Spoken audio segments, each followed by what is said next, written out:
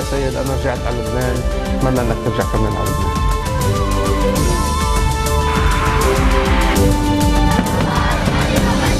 قرار صادر من مجلس الجامعة تسمية حزب الله الإرهابي.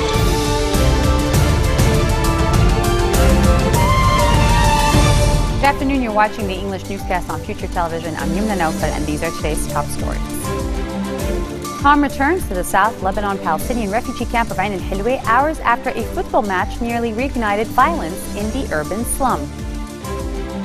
United States Department of Defense releases a video that is set to show coalition airstrikes on the so-called Islamic State targets in Iraq. And Brussels Airport in Belgium reopens with 3 symbolic flights and strict additional security checks for passengers after attacks by Daesh suicide bombers. Calm returned to the South Lebanon Palestinian refugee camp of Ain al-Hilwa hours after a football match nearly reignited violence in the densely populated urban slum. The camp's extremely fragile atmosphere was rattled a day earlier after armed men began shooting into thin air.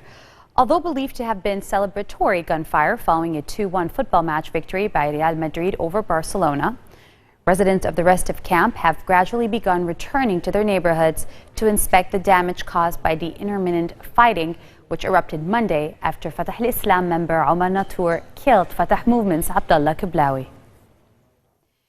Interior Minister Nuhad Mashnou issued 4 decrees formally inviting electoral bodies to participate in upcoming municipal elections in the southern and northern Lebanese governorates.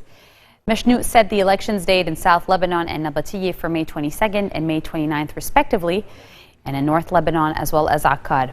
The decrees come a week after Mashnou scheduled elections for Beirut, the Bekaa and the Baalbek Hirmel governorates for May 8th and Mount Lebanon for May 15th. He had initially scheduled the Mount Lebanon elections date for May 1st, but on Friday announced that they would be moved to the mid of May as to avoid a clash with Easter celebrations for Christians who follow the Julian calendar as well as Labor Day. Municipal elections are held every 6 years to select mayors and muhtars, the local government officials for over 800 municipalities across the country. Head of the Marada movement, MP Slimane Franji, is emphasizing Lebanon's role in the Arab world while highlighting its Arab identity and rejecting attempts to eliminate it. He made his remarks during his visit to the northern city of Tripoli a day earlier, expressing how he feels at home. The Mufti of the northern province of Akkad, Sheikh Malik Shar, welcomed him and threw a banquet in his honor. Franji ensured to raise Lebanon's Arab voice at a time when the nation is coming under deceitful campaigns aimed at tarnishing its image, quoting Arabism is its history, and we are all part of the Arab identity. The United States Department of Defense released a video that is set to show coalition airstrikes on the so-called Islamic State targets in Iraq. The video purports to show strikes in Mosul that hit an Islamic State headquarters in the President's Administration building at Mosul University, according to a U.S. Department of Defense. Backed by air power from a U.S.-led coalition of Western and Arab states and by the Peshmerga, thousands of Iraqi troops have deployed to the north in recent weeks, setting up base alongside the Kurdish Peshmerga and U.S. forces in Mahmour, which is said to be a key launchpad for any future offensive on Mosul, around 60 kilometers north. Iraqi officials say they will retake Mosul this year, the city which is by far the largest population center controlled by the jihadists. Brussels Airport in Belgium reopened with 3 symbolic flights and strict additional security checks for passengers after attacks by the so-called Islamic State suicide bombers. The key travel hub has been closed since 2 men blew themselves up in the departure hall on March 22nd in coordinated blasts that are also struck a metro station in the Belgian capital, killing a total of 32.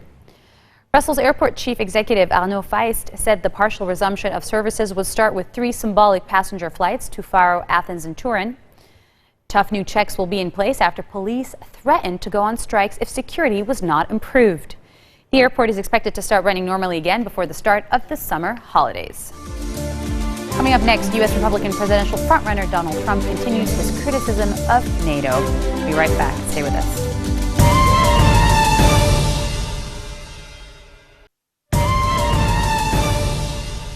Azerbaijan announced a unilateral ceasefire, but Armenia's defense ministry is rejecting it, describing the Azeri defense ministry statement as an information trap.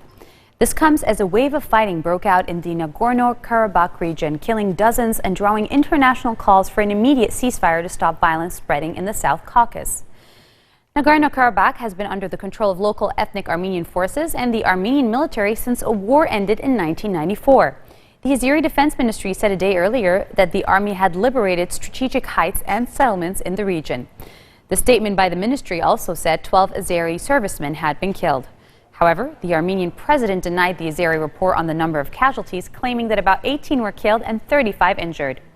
The Armenian forces say clashes are continuing despite international appeals to stop the fighting. U.S. Republican presidential frontrunner Donald Trump continued his criticism of NATO, a cornerstone of U.S. foreign policy for decades, and called for the alliance's overhaul days after world leaders convened in Washington. In another sharp departure from historic U.S. policy, Trump said he would consider letting Japan and South Korea build their own nuclear weapons rather than rely on America for protection against North Korea and China.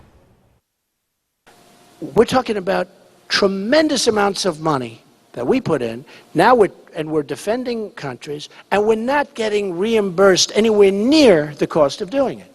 Now, you know, that might have been okay 30 years ago when we were different, and it might have been okay 25 years ago and 40 years ago, and it might have been, but you know what? It's not okay anymore, folks. We can't do it. We can't do it. Now, so I was on CNN, and they asked me the big question, and they said, well, what do you think of that? I said, it's obsolete, and it's costing too much. And some of the military people, of course you're going to hear this. Oh, that's a terrible thing. That's a terrible thing. Obama said terrible. A lot of my opponents here, Kasich and Cruz, they would say, oh, he doesn't know the nuclear. He doesn't know anything about it. I know more about it than they do. Now, I didn't say anything about letting Japan nuke, but I did say, perhaps if we can't do the right deal, we'll have to let them take care of themselves. And if that means they'll have to someday get nuclear weapons, in all fairness, folks, I know the way life works. Eventually, they're going to probably want to do it anyway, okay? Anyway. You know, I don't say that's a good thing or a bad thing. I think it's fine the way we have it now, but we can't lose the kind of money we're losing. We can't have NATO. Now, remember this, NATO, 28 nations. We have NATO. I think it's 68 years old. It was really designed for the Soviet Union, which doesn't exist anymore, but Russia's plenty tough, so you can do that. But it wasn't designed for terrorism. They have the wrong countries. They have the wrong everything. And our real threat today is terrorism. That's our big threat. We have other threats, but we have a big threat of terrorism. So they have to either rejigger it or come up with something new, but terrorism's a threat. We have to knock the hell out of these crazy people that are all over the place, right? I will make a long statement about NATO, talking about the fact that many countries are not paying their fair share, okay? Many of the 28, many countries are not paying, most of them, but many countries are not paying their fair share. That means we are protecting them, and they are getting all sorts of military protection and other things. And they're ripping off the United States, and they're ripping you off. I don't care. I don't want to do that. Either they pay up, including for past deficiencies, or they have to get out. And if it breaks up NATO, it breaks up NATO. We have the pleasure to welcome in our studio today Victoria Debian, an American University of Beirut student and a member of ISAC. She went to Mauritius for a cultural awareness project where she had to showcase the diversity of Mauritius, from food, music, languages to the way of living. She did surveys in the different communities to get to know the customs and then created a marketing strategy to raise awareness of the diversity abroad, because she says she wants to enable more students to have these kinds of experiences. Thank you for being here, Victoria. Thank you for having me. Victoria, my question to you is today, what did you take from this experience? So I learned a lot of things, ranging from cooking to other things that I wouldn't have gotten here. I got to be more solution-oriented. I got to have positive impact on people and teach them that cultural diversity is not something to be afraid of, but something to grasp and to experience different cultures even within your country and within the world, because globalization is now an issue. So we will need the people to open their horizons and to have more things. So the positive impact we made was huge over there. Right. You talk about the positive impact. You also talk that you were there for a month and a half. Am I right? Yes. So you got to learn a little bit about their culture as well. Yes. Does anything stand out? Well, yeah, their culture is very, like, it's very Indian. It has some African, some Indian, and there are also Europeans in Mauritius. There are Chinese people in Mauritius, and I got to live in the same house with people from 40 different countries. Was it a family hosting you? So, no, I was living with other interns that were also there for the same project and other projects. Were they all part of Isaac? No, they don't have to be part of Isaac. They just have to be people who happen to like to volunteer abroad or to go through that life-changing experience of 6 weeks. And like anyone can do it if he knows about Isaac and he knows about us and would like to volunteer abroad and travel and change his life like it changed mine. Okay, just quickly remind our viewers what Isaac does in Lebanon, and it's now celebrating its 5th anniversary this month. Yes, so Isaac in Lebanon it's similar like Isaac in Mauritius. Worldwide, it's the same. They create projects and platforms for people to come from abroad or to live abroad and go through the experience. So the 5th anniversary this year, Isaac was working with refugees, Syrian refugees, and we were helping like teach them English, build shelters for them, make them enjoy like. So basically, it's a lot of students such as yourself coming together. How many members of Isaac right now? Here in Lebanon, around 150. 150, and they're spread out all throughout Lebanon, right? Yes, and many universities. And in many universities as well. Usually they're all university students? Yes. Okay, all right. So how did Isaac support you during this process, whether it was signing up, choosing the project? How does it work?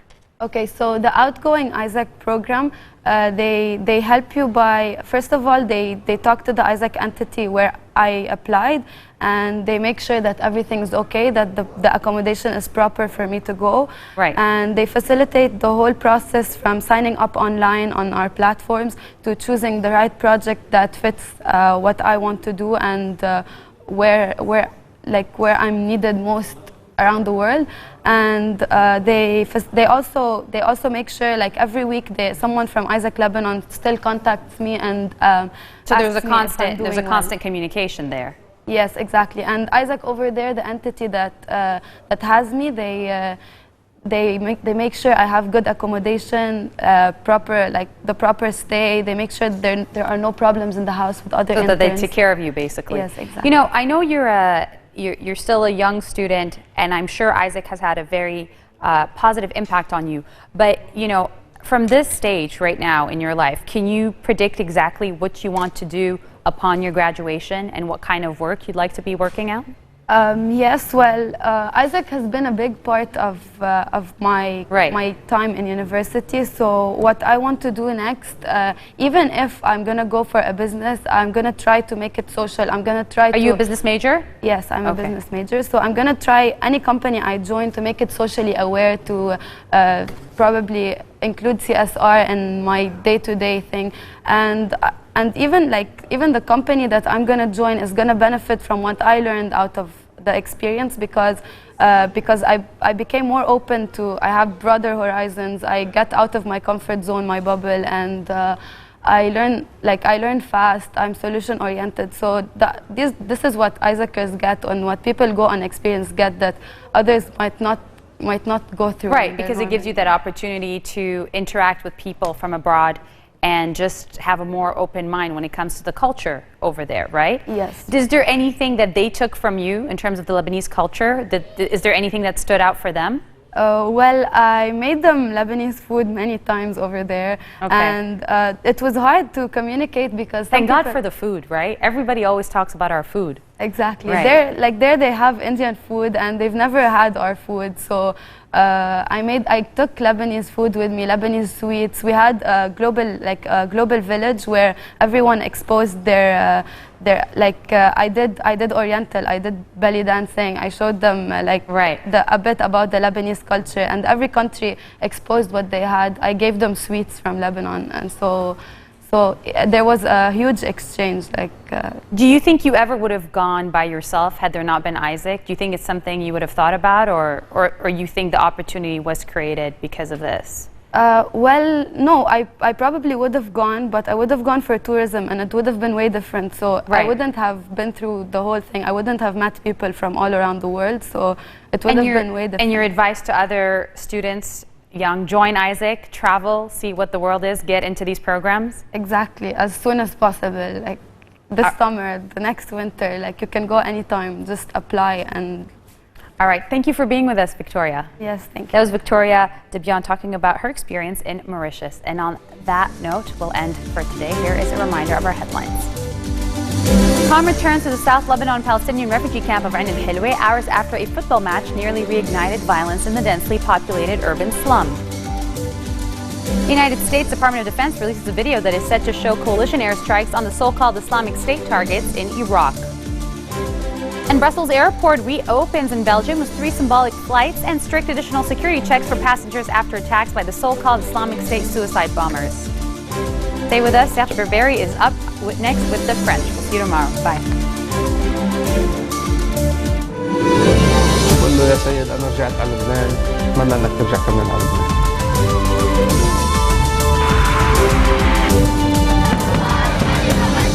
قرار صادر من مجلس الجامعة تسمية حزب الله الإرهابي.